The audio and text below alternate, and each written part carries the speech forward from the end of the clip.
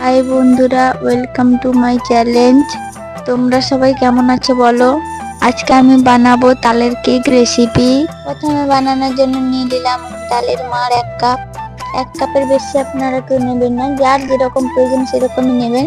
তো আমার প্রয়োজন ছিল 1 কাপ, তাই আমি 1 কাপই নিলাম। তারপরে 1 কাপ ময়দা ব্যবহার করলাম ওর সঙ্গে। তো ময়দাটা আমি ওই 1 কাপ মাপে নিলাম, চা খাওয়ার কাপের মাপে 1 কাপই নিয়েছি। তো আপনাদেরও যতটা প্রয়োজন নিয়ে নেবেন। আমি এখানে 4 চামচ চিনি নিয়ে নিয়েছি। তো তোমরাও তোমাদের পরিমাণ মতো চিনিটা নিয়ে নেবে। তো একটু মিষ্টি বেশি হলে একটু খেতেও ভালো লাগবে। তো আমি এখানে নেব 1/2 কাপ রিফাইন তেল। তো তোমরা সরষা তেল ছাড়া রিফাইন তেল সমস্ত কিছু প্রোডাক্টের ব্যবহার করতে পারো।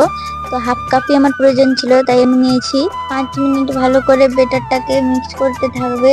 কোথাও যেন না ময়দাটা শুকনো থেকে যায়, না হলে কিন্তু ফুলবে না।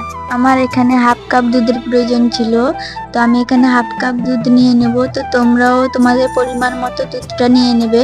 তো আমি এখানে লিকুইড দুধ ব্যবহার করেছি, তো তোমরা গুঁড়ো দুধও ব্যবহার করতে পারো। তো এখন আমি নিয়ে নিলাম পরিমাণ মতো নুন আর বেকিং সোডা। তো তোমরাও তোমাদের পরিমাণ মতো নিয়ে নেবে। এখন আমরা 10 থেকে 15 মিনিট বেটারটাকে ভালো করে মিক্স করতে থাকবো।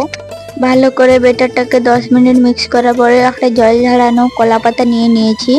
তো খুব সুন্দরভাবে কলা পাতাটা এই তেলকে বুলিয়ে দিতে হবে গোটা চারদিকে। তো তেলটা দিয়ে দেওয়ার পরে আস্তে আস্তে করে বেটারটাকে ওটার মধ্যে দিয়ে দিতে হবে, যেন এদিক ওদিক না ছিড়িয়ে ছিটিয়ে যায়, না হলে দেখতে খারাপ লাগবে। তো খুব সুন্দরভাবে বেটারটাকে আস্তে আস্তে দেওয়ার পরে আমরা হাত দিয়ে ভালো করে এদিক ওদিক করে নাড়াচাড়া করে দেব। দিলে খুব সুন্দর ভাবে ফুলে যাবে ও ভালো দেখাবে। তো আমি এখন নিয়ে নেব একটা কড়াইতে কিছুটা নুন আর একটা স্ট্যান্ড বসিয়ে দেব। তো পরিমাণ মতো গ্যাসের আঁচটা রাখতে হবে, বেশিও না কমও না। তো পরিমাণ মতো রেখে ওই ডিশটা দিয়ে দিতে হবে। তো একটা ঢাকনা দিতে হবে যেন না বাতাস ভেতরে ঢোকে।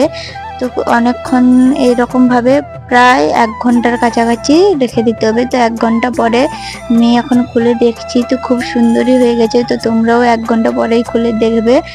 আর এটাও আমার খুব সুন্দরই হয়েছে। তো এখন দেখো আমি কাটছি, তো এখন কেটে করে আমি খুব সুন্দরভাবে দেখছি। তো এটা খুবই নরম হয়েছে এবং তুলতুলে হয়েছে। এবং ভিডিওটি ভালো লাগলে লাইক করো এবং পাশে থেকো। আর আমার এই পুরো ভিডিওটা দেখার জন্য তোমাদেরকে অসংখ্য অসংখ্য ধন্যবাদ।